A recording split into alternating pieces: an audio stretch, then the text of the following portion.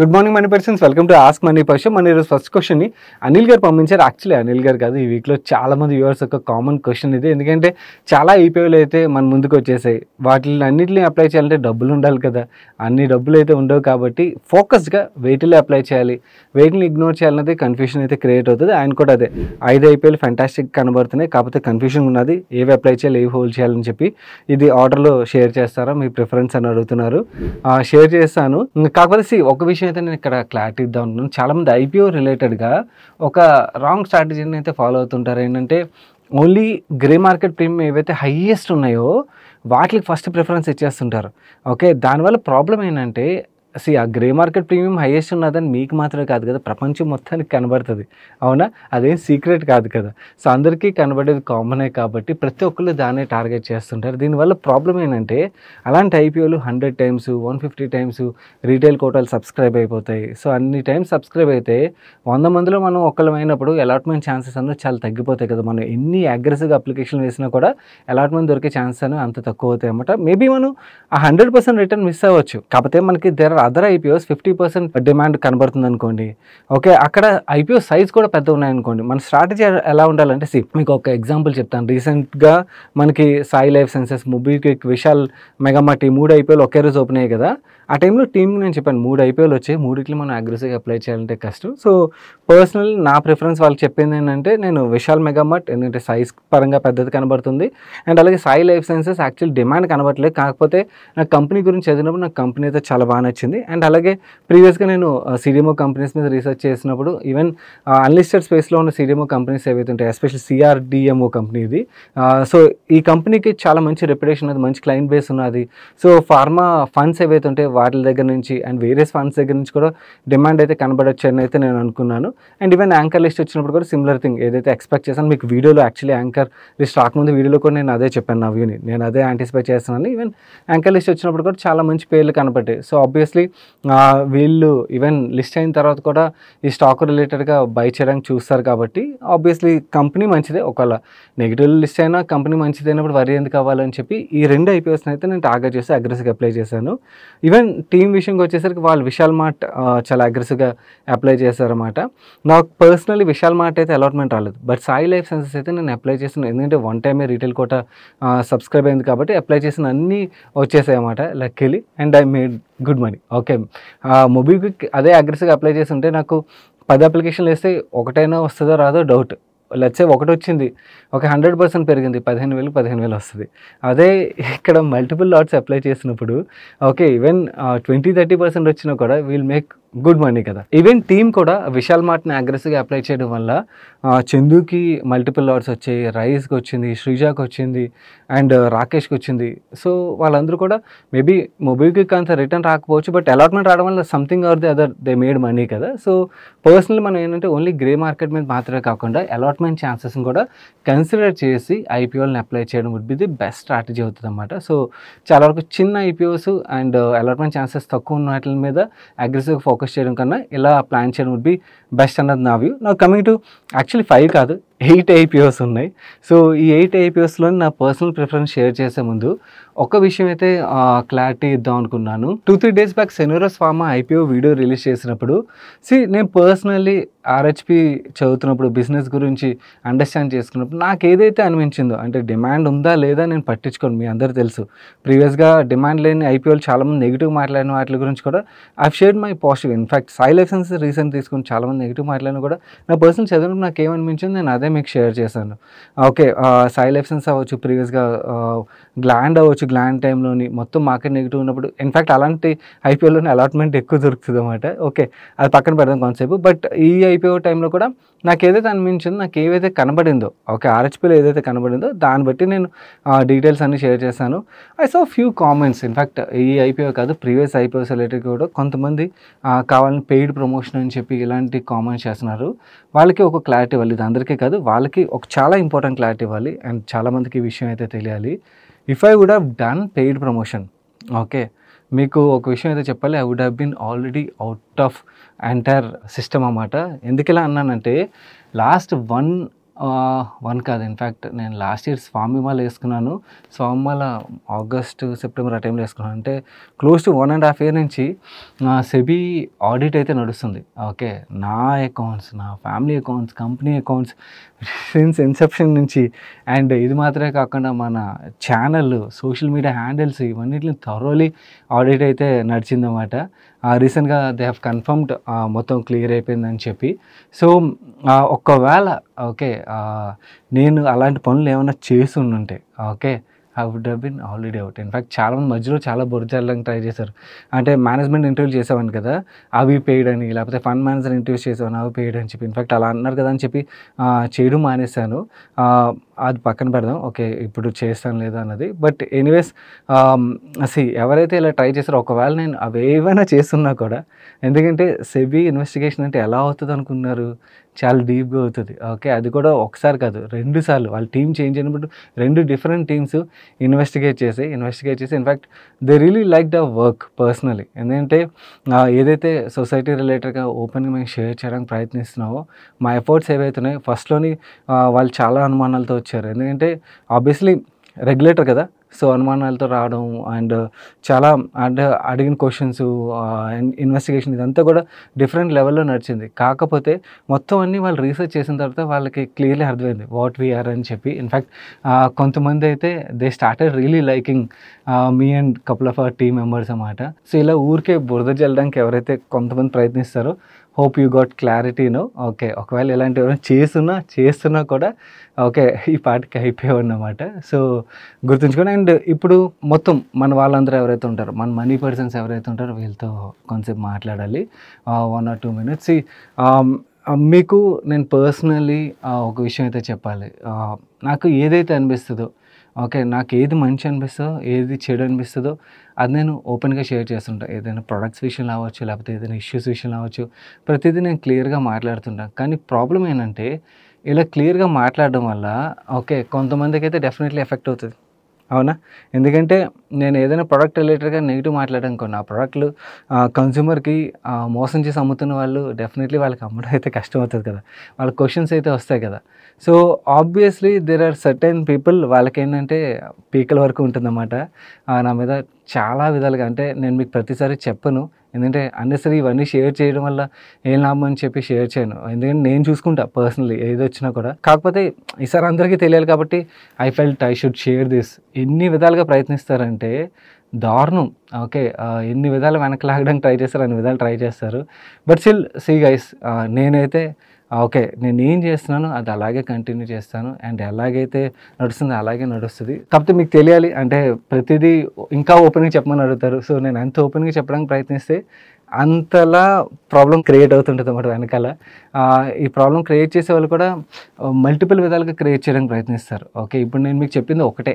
Okay. ఇలాంటివి చాలా అన్నమాట. సో, చాలా నడుస్తుంటాయి. సో, అండ్ ఇంకొకటి ఎవరైతే ఇలా క్రియేట్ చేయడానికి ప్రయత్నిస్తున్నారో వాళ్ళకి నాకు తెలుసు ఎవరు చేస్తున్నారో నాకు తెలుసు. వాళ్ళకి కూడా ఒక మెసేజ్ ఉన్నది. ఏంటంటే ఒక విధంగా మీరు తెలుసో తెలియకో నాకు మంచే చేశారు. ఓకే. ఎందుకు మంచి చేశారు అన్నానంటే నేను లైఫ్‌లో కూడా ఎప్పుడు ఇమాజిన్ చేయలేదు. I will get good connects అంటే I will get direct interaction with regulators కానీ లేకపోతే వేరియస్ పీపుల్. ఎందుకంటే లాస్ట్ 1.5 ఇయర్‌లోని వాటెవర్ కనెక్ట్స్ ఐ మేడ్ మీ వల్లే జరిగింది. And that I should thank you guys. In fact మీరు ఎన్ని విధాలుగా రాళ్ళు ఇసిరి నన్ను కొట్టాలని ప్రయత్నించినా కూడా నేను ఎప్పుడు తప్పు చేయలేదు అండ్ తప్పు చేయను కూడా. కాబట్టి మీరు ఇసిన రాళ్ళని నాకు యాక్చువల్లీ మెట్ల కింద మలుచుకొని ఎదగడానికి అయితే ఉపయోగపడుతున్నాయి. ఓకే. ఇన్‌ఫాక్ట్ మీరు ఇలా ప్రయత్నించడం వల్ల ఏమవుతుందంటే నెక్స్ట్ 5 ఇయర్స్‌లో Money Purse the way you are going to see transformation will be different level అన్నమాట. In fact I should thank all of you. And నేను ఎప్పుడు whatever transformation which we are going to see okay. అది అసలు నేను imagine కూడా చేయలేదు. But మీ వల్ల అయితే I'm able to get that opportunity. So, thank you guys. And don't worry నాకు తెలుసు ఎవరు చేస్తున్నారో. నేను I will not do anything. But okay. ఇది ఓవరాల్‌గా ఎవరైతే అలాంటి కామెంట్స్ పెట్టేవాళ్ళు ఉంటారో మీకు once for all have to give you clarity. Okay. నేను చెప్పడం కాదు, ఇన్‌ఫాక్ట్ ఆడిట్లు కూడా నడిచి. సో, ఒకవేళ వాళ్ళు చేసి ఉంటే I would have been already out. And మిగిలిన మన వ్యూవర్స్‌కి ఓకే. నేనైతే కంటిన్యూ చేస్తాను.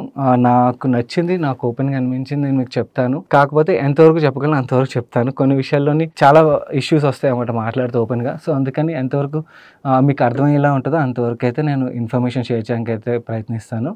నౌ కమింగ్ టు ఈ 8 IPOs విషయంకి వచ్చేసరికి, ఈ 8 IPOస్లోని ఓన్లీ డిమాండ్ ఆధారంగా మాత్రమే కాకుండా బిజినెస్ ఫండమెంటల్స్ అండ్ అలాగే అలాట్మెంట్ ఛాన్సెస్ ఇవన్నిటిని కన్సిడర్ చేసి నా ప్రిఫరెన్స్ విషయంకి వచ్చేసరికి నా ఫస్ట్ ప్రయారిటీ డామ్ క్యాపిటల్కి ఇస్తాను. ఎందుకంటే ఐ నో ఇప్పుడు ఏదైతే సీజన్ నడుస్తుంది IPO సీజన్, ఇవన్నిటి వల్ల this business will do well. Even list అయిన తర్వాత కూడా బాగానే చేయొచ్చు అని అయితే నేను అనుకున్నాను. సెకండ్, ఆర్డర్ బుక్ ఇవన్నిటిని కన్సిడర్ చేసి ట్రాన్స్రైల్ని ప్రిఫర్ చేశాను. అంటే డామ్ క్యాపిటల్ అప్లై చేసిన తర్వాత డబ్బులు ఉంటే దెన్ ఐ ప్రిఫర్ ట్రాన్స్రైల్. దాని తర్వాత సెనోరస్ ఫార్మా ఉన్నది కదా, ఈ సెనోరస్ ఫార్మాని ప్రిఫర్ చేశాను. కాకపోతే సెనోరస్ ఫార్మా రిలేటివ్ ఇంకో చిన్న క్లారిటీ ఇవ్వాలి.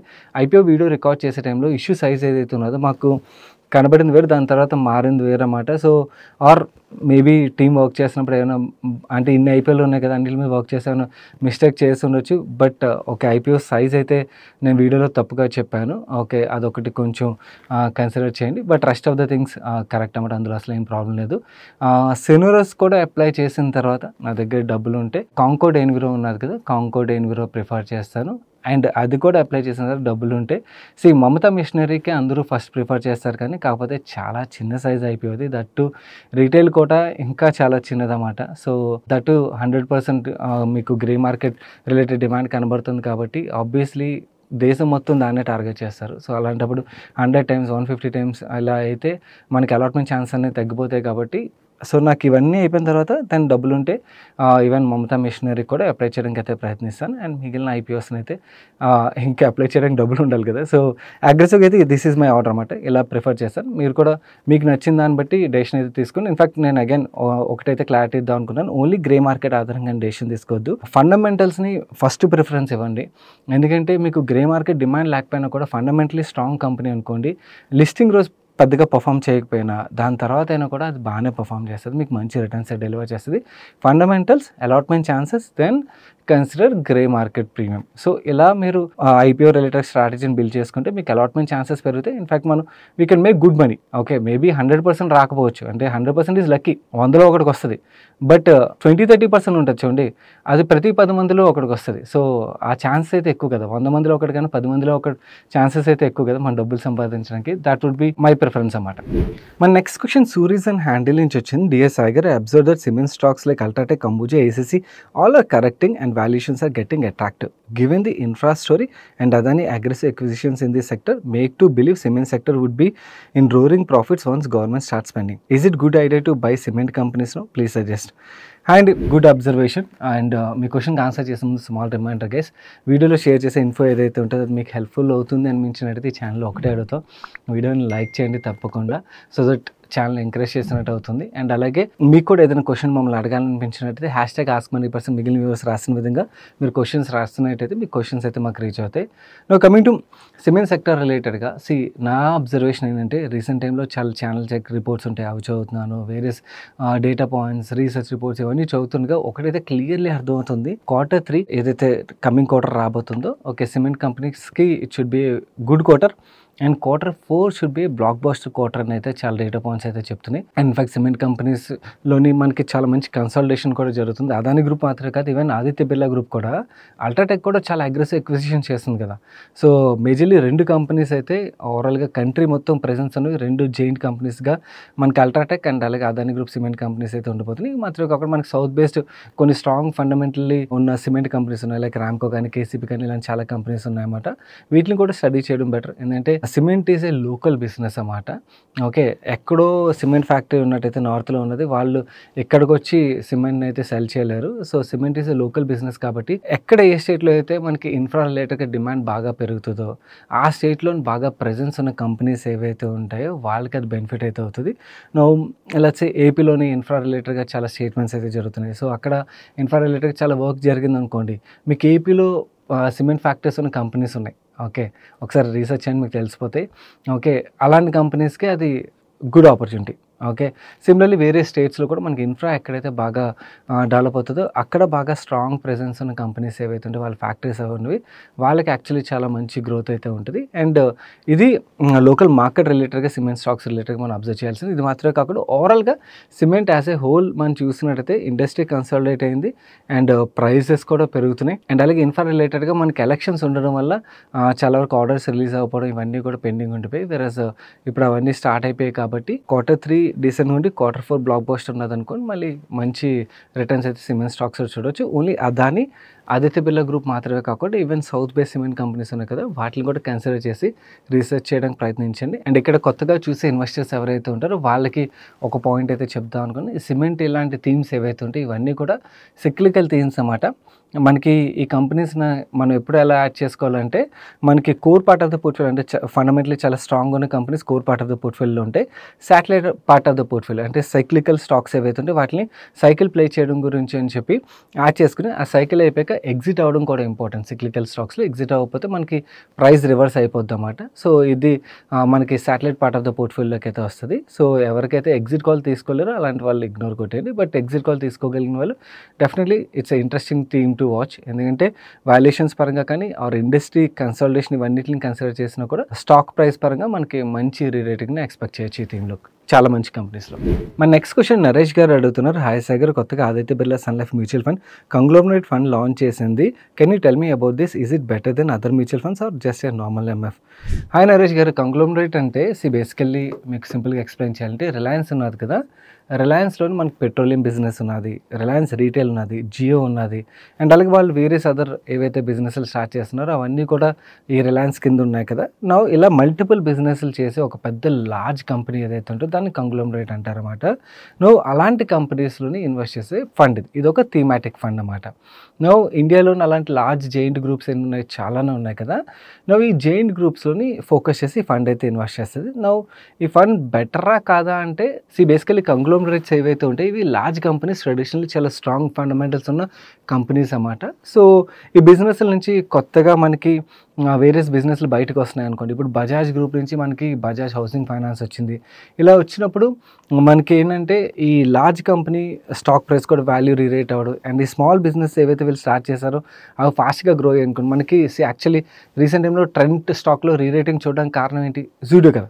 జూడియో బాగా గ్రో అవడం వల్ల ట్రెండ్ స్టాక్లో కూడా మనకి చాలా మంచి పర్ఫార్మెన్స్ ఆ స్టాక్లో కనబడింది కదా. సో సిమిలర్ థింగ్ కంగ్లోమరేట్స్ దగ్గర ట్రెడిషనల్ బిజినెస్లు ఏవైతే ఉంటాయి ఇవన్నీ క్యాష్ జనరేటింగ్ బిజినెస్లు కాబట్టి ఏదైతే క్యాష్ జనరేట్ అవుతూ వస్తుంటుందో దాన్ని వేరే అదర్ బిజినెస్లో కూడా వీళ్ళు ఇన్వెస్ట్ చేస్తుంటారు. అవి లార్జ్ బిజినెస్లు అయిపోయాయి అనుకోండి. నేను managements already strong business people run చేసే కంపెనీస్ కదా, అవి లార్జ్ అయిపోయాయి అనుకోండి ఆటోమేటిక్గా స్టాక్స్ పరంగా కూడా మనం మంచి గ్రోత్ అయితే చూస్తాం అన్నమాట. సో బేసికలీ కంగ్లోమరేట్ ఫండ్ మీకు లాంగ్ టర్మ్కి బాగా వర్క్ అవుతుంది. ఎందుకంటే దీస్ ఆర్ స్ట్రాంగ్ ఫండమెంటల్స్ ఉన్న కంపెనీస్ కాబట్టి. కాకపోతే మీరు యాజ్ ఏ ఇన్వెస్టర్ మీరు ఎలాంటి ఇన్వెస్టర్ అన్నది కూడా దాన్ని బట్టి మీరు డెసిషన్ తీసుకోవచ్చు. ఇది ఎలా అంటే బేసికలీ ఎవరైతే conservative are medium to aggressive investors ఉంటారో అలాంటి ఇన్వెస్టర్స్కి పర్ఫెక్ట్గా సూట్ అయ్యే కేటగిరీ అన్నది నా view. Basically small cap investors ఉంటారు చూడండి, అలాంటి ఇన్వెస్టర్స్కి ఈ ఫండ్ స్మాల్ క్యాప్ ప్లేస్లో దీన్ని చూడాలంటే నువ్వు అలా చూడలేం. ఓకే, అండ్ ఇన్ఫ్యాక్ట్ అన్ని డబ్బులు స్మాల్ క్యాప్లో పెట్టలేం కాబట్టి మన పోర్ట్ఫోలియోలో డిఫరెంట్ కేటగిరీ ఆఫ్ ఫండ్స్ ఉండాలి కాబట్టి this is one such category. Definitely fundamentals పరంగా చాలా స్ట్రాంగ్ కంపెనీస్ ఇవి కంపేర్ టు మీకు స్మాల్ క్యాప్ ఫండ్లో ఇన్వెస్ట్ చేసే స్టాక్స్ కన్నా కూడా. So over a long period ఇవి హిస్టారికల్ మన డేటా పాయింట్స్ చూసినా కూడా అర్థమవుతుంది. ఈ conglomerates actually delivered very good return then మనకి నిఫ్టీ 200తో కంపేర్ చేసినా ఇవన్నిటిలో కంపేర్ చేసినా కూడా. సో హోప్ మీకు క్లారిటీ వచ్చిందని అనుకున్నా. మీరు రిస్క్ అప్డేట్ బట్టి డెసిషన్ తీసుకోవడానికి ప్రయత్నించి ఇన్ఫ్యాక్ట్ ఎన్ఎఫ్ఓ క్లోజ్ అయిపోయింది కాబట్టి మీకు ఎలాగా ఫండ్ ఓపెన్ అవుతుంది. ఓపెన్ అయిన తర్వాత ఈ డిసెంబర్ మంత్ అయిపోయింది అనుకోండి, అయిపోయిన తర్వాత మీకు జనవరి ఫస్ట్ వీక్ ఆర్ సెకండ్ వీక్లోనే ఆదిత్య బిర్లా వాళ్ళ పోర్ట్ఫోలియో రిలీజ్ చేస్తారు ఈ ఫండ్ది. సో ఏదైతే పోర్ట్ఫోలియో రిలీజ్ చేస్తారో రిలీజ్ అయిన తర్వాత ఒకసారి పోర్ట్ఫోలియో చూడండి, మీకు నచ్చింది అనుకొని అప్పుడు ఇన్వెస్ట్మెంట్ డెసిషన్ తీసుకోవడం బెటర్ ఆప్షన్ అవుతుంది.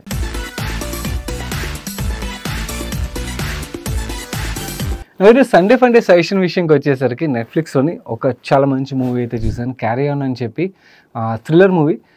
లాజిక్స్ వెతకండి, లాజిక్స్ వెతకకుండా మూవీ చూస్తే మాత్రం డెఫినెట్లీ ఎంటర్టైన్ అయితే అవుతారు.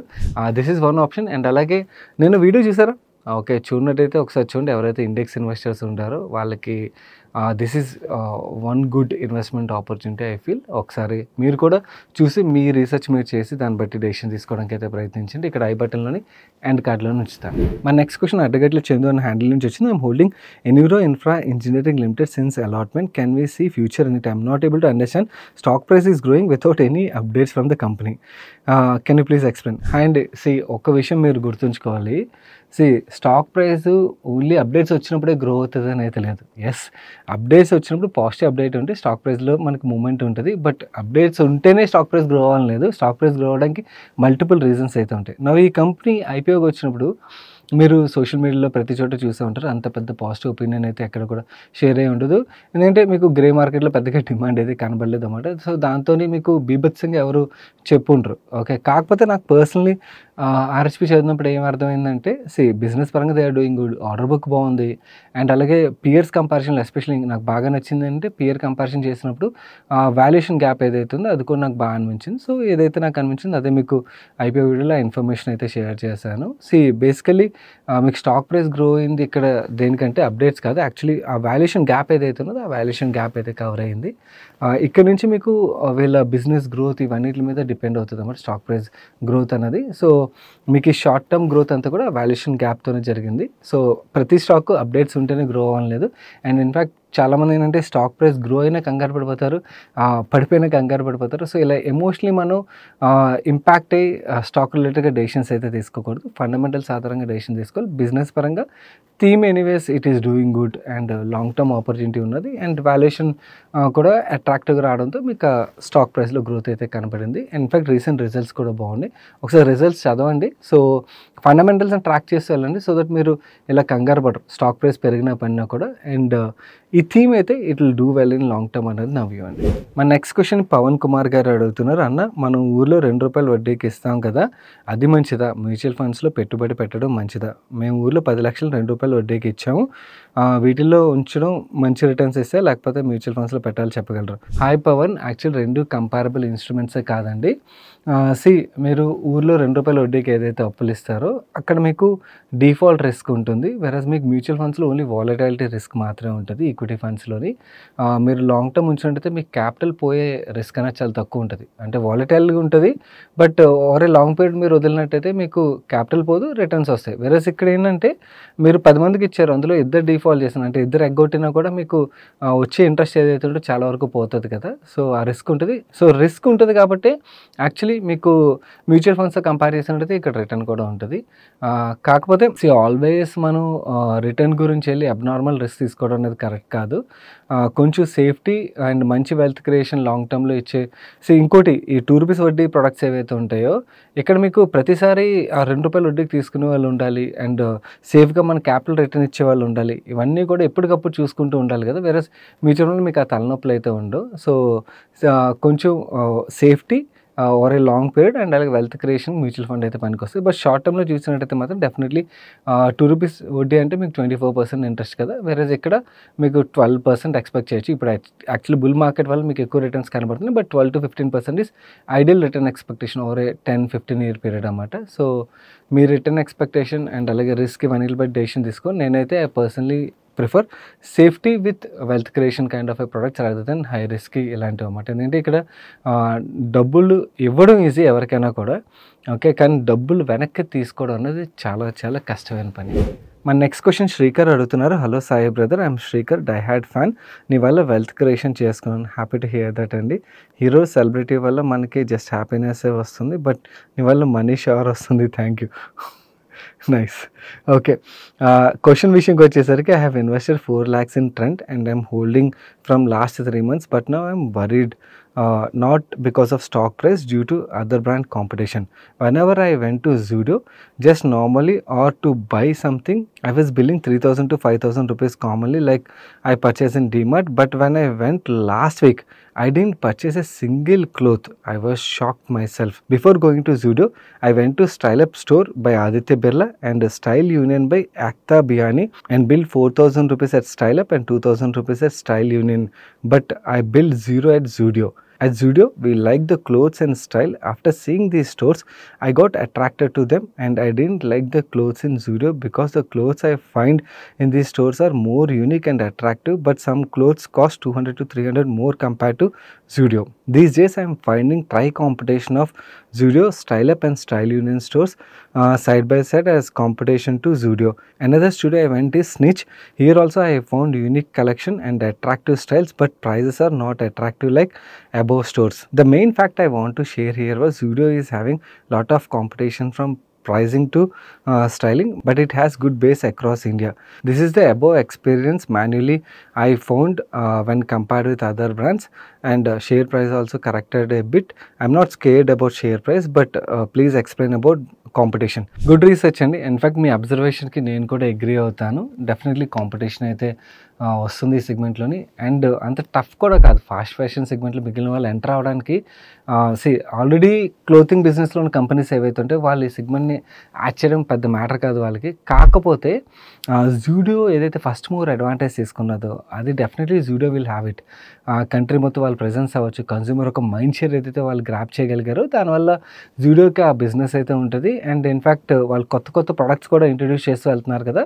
సో దానివల్ల అక్కడి నుంచి కూడా గ్రోత్ అయితే వాళ్ళు చూస్తారన్నమాట. కాకపోతే ఏదైతే ఇప్పటివరకు సోలోగా జూడియో ఎంజాయ్ చేసిందో గ్రోత్, అలా అయితే గ్రోత్ని ఎంజాయ్ చేయలేదు ఫర్ షూర్. ఎందుకంటే ఇప్పటివరకు ఎవరైతే ప్లేయర్స్ అంటారో వీళ్ళు మాత్రమే కాకుండా, మీరు మెన్షన్ చేసిన వాళ్ళు మాత్రమే కాకుండా ఇంకా చాలామంది ప్లేయర్స్ కూడా ఈ సెగ్మెంట్లో అయితే ఎంటర్ అవుతారు. వాళ్ళు ఎంతో కొంత జూడియో చూడాల్సిన గ్రోత్ ఏదైతే ఉంటుందో దాన్ని వాళ్ళు కూడా గ్రాప్ చేయగలుగుతారు. ఇన్ఫ్యాక్ట్ మనకి గార్మెంట్ ఇండస్ట్రీలోని జైన్సే ఉన్నారు. అంటే చాలా సంవత్సరాల నుంచి ఉండి వాళ్ళు ఈ బిజినెస్ని బాగా అర్థం చేసుకొని, ఓకే ఫాస్ట్ ఫ్యాషన్లో వాళ్ళు ఎంట్రీ తీసుకోలేదు, బట్ వాళ్ళందరూ కూడా జూడియో యొక్క గ్రోత్ చూసి వాళ్ళు కూడా ఎంటర్ అవుతున్నారు. సో వాళ్ళు కూడా బిజినెస్ని అయితే గ్రోత్ చేయగలుగుతారు. ఎందుకంటే బ్యాలెన్స్ షీట్లో క్యాష్ ఉంటుంది అండ్ వాళ్ళు they know how to do this business. కాకపోతే జూడియో లెవెల్లో గ్రో అవుతారంటే మే నాట్. ఎందుకంటే జూడియో లెవెల్లో గ్రో అవడం అనేది టఫ్. ఎందుకంటే జూడియోకి ఆ ఫస్ట్ మూవర్ అడ్వాంటేజ్ అయితే ఉన్నది. కాకపోతే ఈ కొత్తగా వస్తున్న వాళ్ళు జూడియో కన్నా కూడా ట్రెండీ క్లోత్స్ని వాళ్ళు ఇంట్రడ్యూస్ చేసి అండ్ అలాగే అట్రాక్టివ్ ప్రైజ్లో పెట్టారంటే మాత్రం వాళ్ళు కూడా చాలా బాగా గ్రో అయ్యే స్కోప్ ఉన్నది. ఇన్ఫ్యాక్ట్ అందరికీ బిజినెస్ అయితే ఉన్నది ఈ సెగ్మెంట్లోని. ఇది బిజినెస్ పరంగా. ఓకే, వేరే స్టాక్ ప్రైస్ పరంగా మనం మాట్లాడుకోవాలంటే రెండు డిఫరెంట్. గుర్తుంచుకోండి. స్టాక్ ప్రైస్ పరంగా మనం వాల్యుయేషన్స్ కూడా కన్సిడర్ చేయాలి. ట్రెండ్ ఏదైతే లాస్ట్ 3-4 ఇయర్స్లో గ్రో అయిందో, సో ఆ గ్రోత్ తోని మనకి స్టాక్ అయితే చాలా బాగా పెరిగిపోయింది కదా. సో ఇంతలా పెరిగిపోయినప్పుడు ఏమవుతుందంటే మీకు ఒకవేళ లాస్ట్ 3-4 ఇయర్స్ రిటర్న్ యాంటిసిపేట్ చేస్తున్నట్టయితే అలాంటి రిటర్న్ అయితే మనం యాంటిసిపేట్ చేయలేం. బట్ డెఫినెట్లీ కన్సిస్టెంట్లీ గ్రోత్ అయితే చూడొచ్చు. ఎందుకంటే ట్రెండ్ ఒక మేనేజ్మెంట్ ఏదైతే ఉన్నదో వాళ్ళు జూడియో లాంటి బిజినెస్ కాదు, ఎప్పటికప్పుడు మార్కెట్ యొక్క ట్రెండ్స్ బట్టి వాళ్ళు న్యూ సెగ్మెంట్స్లోకి ఎంటర్ అవ్వడం, ఇవాల్వ్ అవుతూ వస్తున్నారు. ఇన్ఫాక్ట్ ఫండమెంటలీ స్ట్రాంగ్ కంపెనీ కాబట్టి ఓవర్ ఏ పీరియడ్ మీకు మంచి గ్రోతే ఎక్స్పెక్ట్ చేయొచ్చు అనేది నా వ్యూ. కాకపోతే లాస్ట్ 3-4 ఇయర్స్ ఏదైతే మనకి స్టాక్ ప్రైస్లో రన్అప్ ఉన్నదో, అంటే జూడియో ఏదైతే సోలోగా ఎంజాయ్ చేసింది ఫాస్ట్ ఫ్యాషన్ సెగ్మెంట్లోని, దాంతో మనకి స్టాక్ ప్రైస్లో కూడా ఆ గ్రోత్ కనబడింది. బట్ అలాంటి గ్రోత్ ఉండకపోవచ్చు ఎందుకంటే స్టాక్ అంతా ర్యాలీ అయిపోయినప్పుడు. సో ఒకవేళ మనం అలాంటి గ్రోత్ గురించి చూడాలంటే మనకి మిగిలిన ఎవరైతే ఈ గార్మెంట్ బిజినెస్లో చాలా సీజన్ ప్లేయర్స్ ఎవరైతే ఉన్నారో వాళ్ళు ఒకవేళ ఈ సెగ్మెంట్లో ఎంటర్ అవుతూ ఒకసారి మీరు ఏదైతే రీసెర్చ్ చేశారో, actually you have done fantastic research. Ground level research is very very important ఇలాంటి సెగ్మెంట్లోని. అండ్ మిగిలిన వాళ్ళు కూడా ఒకసారి గ్రౌండ్ లెవెల్లో వెళ్ళి చెక్ చేయండి. వాళ్ళు ఏవైతే క్లోతింగ్ ఆఫర్ చేస్తున్నారో వాటి యొక్క ట్రెండ్స్, స్టైలింగ్, ప్రైజింగ్ ఇవన్నీ కూడా చూడండి. ఒకవేళ బాగున్నట్టయితే డెఫినెట్లీ అక్కడ కూడా మనకు గ్రోత్ ఉంటుంది. ఎందుకంటే ఇక్కడ యాక్చువల్లీ అందరూ గ్రో అవడానికి స్కోప్ అయితే ఉన్నది బిజినెస్ పరంగా. కాకపోతే స్టాక్ ప్రైస్ గ్రోత్ ఎప్పుడు అవుతుందంటే మనకి సర్ప్రైజ్ ఎలిమెంట్ ఏదైతే ఉంటుందో అప్పుడైతే మాత్రం మనం మల్టిపుల్ రీరేటింగ్ అయితే స్టాక్లో చూస్తాం. నవ్వు జూడియో బిజినెస్ ఆధారంగా ట్రెండ్ స్టాక్లో ఆ రీరేటింగ్ అయితే అయిపోయింది. నవ్వు ట్రెండ్ మేనేజ్మెంట్ ఇంకేమైనా కొత్త సెగ్మెంట్లో ఎంటర్ అయ్యి అక్కడ బాగా గ్రోత్ డెలివర్ చేయగలిగారు అనుకోండి, అప్పుడు మళ్ళీ మనకి అలాంటి రీరేటింగ్ అయితే చూడొచ్చు. Definitely trend management is good. వాళ్ళు ఎప్పటికప్పుడు అలాంటి డెసిషన్స్ అయితే తీసుకోగలరు. కాకపోతే only Zudio business related rerating expect చేయాలంటే ఇన్ఫ్యాక్ట్ మీకు కొత్త ప్లేయర్స్ ఎవరైతే ఎంటర్ అవుతున్నారో వాళ్ళని చూసి డెసిషన్ స్టాక్ ప్రైస్ పరంగా మనం తీసుకోవచ్చు అన్నమాట. ఫండమెంటల్స్ పరంగా, బిజినెస్ ఆపర్చునిటీ పరంగా అందరికీ గ్రోత్ ఉన్నది. బట్ స్టాక్ ప్రైస్ పరంగా మీకు మల్టీ బ్యాగర్ రిటర్న్స్ కావాలంటే మాత్రం ఎవరైతే కొత్తగా ఈ సెగ్మెంట్లో ఎంటర్ అయ్యి కొంతవరకు బిజినెస్ని గ్రాప్ చేయగలుగుతున్నారు, కన్స్యూమర్స్ని గ్రాప్ చేయగలుగుతున్నారో వాళ్ళ దగ్గర మీకు వస్తుందని అయితే గుర్తుంచుకోండి. మన నెక్స్ట్ క్వశ్చన్ వ్యూవర్ తన పేరు మెన్షన్ చేయొద్దన్నారు, అందుకని నేమ్ ఎడిట్ చేసేస్తున్నాం. ఇది ఫైర్ రిలేటెడ్ క్వశ్చన్. ఆయన ఏంటంటే కార్పొరేట్ లైఫ్లో ఉన్న ప్రెషర్కి రిటైర్మెంట్ ఎర్లీగా తీసుకుందాం అనుకున్నారు. ఆయన కంప్లీట్ ఫైనాన్సెస్ గురించి అయితే రాశారు. I'm 45 years old. My family consist of spouse and a daughter currently studying 9th grade and my parents all of them are dependent on me. My monthly salary is around 2 lakh rupees and I have following financial assets: real estate, 2 apartments, one for personal use, another generating rental income of 20,000 rupees per month. I also own a plot in Hyderabad and another one in hometown. Okay, and I have a provident fund approximately 50 lakh rupees, investment in stocks and mutual funds worth around 1 crore rupees, fixed deposits and savings are around 20 lakh rupees, including Sukanya Samruddhi Yojana for my daughter. Recently, I have been under significant work stress, which has also led to diabetes. I am considering quitting my job and implementing a systematic withdrawal plan from my mutual funds and stocks and PF contribution to cover my monthly expenses of around 80,000 rupees. Would this be a viable strategy? If yes, how long would my current savings sustain me through an SWP? Okay, let me put these numbers in Excel అండి. ఎక్సెల్లో పెట్టిన తర్వాత మీకు చెప్పగలుగుతాను. మీరు ఇచ్చిన numbers అన్నీ కూడా XL షీట్లో ఇన్పుట్ చేస్తారండి. ప్రజెంట్ 80,000 రూపీస్ ఏదైతే ఎక్స్పెన్స్ అవుతుందో పోస్ట్ రిటైర్మెంట్ మనం కార్పస్ని ఈక్విటీస్లో ఉంచలేం కదా, కొంచెం కన్సర్వేటివ్గా మూవ్ చేయాల్సి ఉంటుంది. ఎందుకంటే SWP ఇంప్లిమెంట్ చేస్తాం కాబట్టి. సో నేను రిటర్న్ 8% తీసుకున్నాను కన్సర్వేటివ్ సైడ్. యాక్చువల్ చాలామంది కొంచెం అగ్రెసివ్గా డెసిషన్ తీసుకుంటారు, but let's take lowest part of the return, that is better. ఎందుకంటే ఎప్పటికైనా కూడా safety is more important. And 6% inflation తీసుకున్నాను. In that case you need corpus of 2,46 lakhs అన్నమాట. నో 2,46 కావాలి కదా అని చెప్పి మీరు ఇప్పుడు ఆ డెసిషన్ తీసుకోలేరని చెప్పడం నా ఉద్దేశం కాదు. ఈ 1 crore రూపీ ఏదైతే ఉన్నదో ఈ 1 crore నుంచి 60,000 విడ్రాల్ నేను ప్లాన్ చేశాను. ఎందుకంటే 20,000 మీకు రెంటల్ వస్తుంది కాబట్టి ఆ 60,000 విడ్రాల్ అండ్ అలాగే మీ PF ఏదైతే ఉన్నదో ఆ PF 58 years వరకు అలాగే కంటిన్యూ చేశారనుకుందాం. ఓకే, మీ 58 years దగ్గర ఆ PF నుంచి వచ్చే కార్పస్ నేను 7.5% రిటర్న్ తీసుకున్నట్టయితే 1.28 crores వస్తుంది అనమాట. దాన్ని కూడా అప్పుడు యాడ్ చేసాం అనుకోండి, కార్పస్లోని మ్యూచువల్ ఫండ్స్ వీటిలోకి మూవ్ చేశారనుకోండి. దాన్ని ఇవన్నీ యాడ్ చేసి కన్సిడర్ చేసినట్టయితే మీ కార్పస్ 72 years మీకు వచ్చే వరకు అయితే ఉంటుందన్నమాట. సో ఇక్కడ ఒక చిన్న ట్వీక్స్ అయితే చేయాల్సి ఉంటుంది ఈ మొత్తం ప్లాన్లోని. నా వ్యూ ఏంటంటే 45కి రిటైర్ అయ్యి ఇంట్లో ఖాళీగా అయితే కూర్చోలేం కదా. ఖాళీగా కూర్చున్నట్టయితే యాక్చువల్లీ ఏజింగ్ అన్నది త్వరగా అయిపోతుంది అండ్ చాలా బోర్ కొట్టేస్తుంది. అంటే 2-3 years అయితే ఓకే, కానీ ఫైనాన్షియల్ ఫ్రీడమ్లోని మన ఫైర్లోని financial independence is important, but retire early part ఏదైతే ఉన్నదో which is not good. Okay, ఎందుకంటే మన లైఫ్ స్పాన్ కూడా తగ్గించేస్తుంది అన్నమాట. సో మీరు రిటైర్ అయ్యి ఇంట్లో అయితే కూర్చోరు, you'll do something or the other, కాబట్టి you'll start making something out of it. So ఒకవేళ మీరు ఏదైనా డబ్బులు సంపాదిస్తున్నారు అనుకోండి, ఆబ్వియస్లీ ఈ విడ్రాల్స్ ఏవైతే ఉన్నాయో ఆ విడ్రాల్స్లో పార్ట్ తగ్గుతుంది. కాబట్టి నా సజెషన్ అయితే ప్యూర్లీ కంప్లీట్ రిటైర్మెంట్ గురించి ఆలోచించద్దు. మేబీ ఈ ప్రెషర్ జాబ్ నుంచి ప్రెషర్ తగ్గించుకొని వేరే ఇంకెక్కడికైనా మూవ్ అయ్యి సంథింగ్ వర్క్ అయితే కంటిన్యూ చేయడానికి ప్రయత్నించండి. ఎందుకంటే వర్క్ కంటిన్యూ చేయకపోతే which is not good at all. In fact ఎవరైతే త్వరగా రిటైర్ అయిపోయి ఉంటారో వాళ్ళని ఒకసారి అడిగి చూడండి. యాక్చువల్ రిటైర్ అయిపోయిన తర్వాత 1-2 years ఓకే, కానీ దాని తర్వాత లిటరల్లీ చాలా బోర్ కొడుతుంది. ఓకే, ఫ్రస్ట్రేషన్ వచ్చేస్తుంది అన్నమాట, టైంతో ఏం చేయాలో తెలియక. సో దానికన్నా కూడా మనం ఏదో ఒక పని చేసుకుంటూ ఎంగేజ్ చేసుకోవడం అనేది చాలా ఇంపార్టెంట్ అన్నమాట. సో అలా చేస్తే మీ విడ్రాల్స్ కూడా తగ్గుతాయి. అండ్ ఇది మాత్రమే కాదు, ఒకవేళ మీరు ఇలాగే కంటిన్యూ చేయాలనుకున్నట్టయితే ఈ PF పార్ట్ ఇక్కడ యాడ్ చేయొచ్చు. అండ్ అలాగే ఒక అపార్ట్మెంట్ సేల్ చేసినా లేకపోతే ల్యాండ్ సేల్ చేసినా దాని పార్ట్ ఇక్కడ యాడ్ చేయొచ్చు. అలా చేస్తే మీ కార్పస్ ఇంకొన్ని సంవత్సరాలు అయితే ఎక్స్టెండ్ చేయొచ్చు. కొంచెం నెక్ టు నెక్ బేసిస్లో కనబడుతుంది ఓవరాల్గా. ఐ హోప్ మీకు అర్థమైంది అనుకున్నాను. నెంబర్స్ అని ఇన్పుట్ చేసిన తర్వాత it is not very comfortable situation అయితే లేదు, బట్ ఐఎమ్ నాట్ సెయింగ్ అంటే చాలా వర్స్ సిచ్యువేషన్ అంటే వర్క్ లైఫ్లో ఉన్నట్టయితే ఐ సజెస్ట్ మీరు హై పేయింగ్ జాబ్ నుంచి కొంచెం ప్రెషర్ తక్కువ ఉన్న లో పేయింగ్ ప్రొఫైల్ సైడ్ మూవ్ అయ్యి ఆర్ ఏమైనా ఎంటర్ప్రైనర్ సైడ్ సమ్ కన్సల్టేషన్ ఇవేమైనా చేయడం మీరు ఎర్నింగ్ చేయగలరు అనుకోండి. అలా వర్క్ లైఫ్ని కంటిన్యూ చేస్తూ యాక్చువల్లీ మీరు SWP ఇంప్లిమెంట్ చేయగలిగినట్టయితే ఫైన్ అండి, you can continue implementing that strategy. But only on this corpus అయితే మాత్రం కొంచెం నెక్ టు నెక్ ఉన్నది కాబట్టి risky. Something or the other you need to earn then fine. మా next question doctor PVN Rao garu అడుగుతున్నారు. Hi Sagar, there were some stocks recommended in Money Purse channel, Sawaca business, conservative investment trading and Bharat global development. I have invested in all three and lost significant money and they are getting lower circuits daily. Please suggest what should I do. Doctor PVN Rao garu, actually మీ పేరు నాకు బాగా గుర్తొస్తుంది. మీ question ప్రీవియస్గా కూడా నేను ఇప్పుడు answer చేసినట్టున్నాను. If you are a very long term follower of channel, మీరు అసలు ఇలాంటి ట్రాప్లో ఎలా పడ్డారండి? ఎన్నిసార్లు చెప్తాం ఛానల్లోని మేమేమి స్టాక్స్ రిలేటెడ్గా బై సెల్ రికమెండేషన్. ఇన్ఫ్యాక్ట్ నేను పర్సనల్ ఎన్నిసార్లు చెప్తాను, I don't believe in it. ఎందుకంటే నేను ఏదైతే కంపెనీ మీద వర్క్ చేస్తానో అది నా కన్విక్షన్ కదా. ఆ కన్విక్షన్ మీకు ఎలా అవుతుంది? మేము ఓన్లీ ఈ ఛానల్లో చేసేది ప్రతిసారి చెప్తాం. మిమ్మల్ని మీ అంతటా మీరు స్టాక్ రిలేటెడ్గా బై సెల్ డెసిషన్ తీసుకోవడానికి ఎంపవర్ చేయడానికి ఏదైతే కావాలో అది మొత్తం ఈ ఛానల్ నుంచి మీకు దొరుకుతుంది. సో మీకు ఇన్ఫర్మేషన్ షేర్ చేయడానికి మేము ప్రయత్నిస్తాం.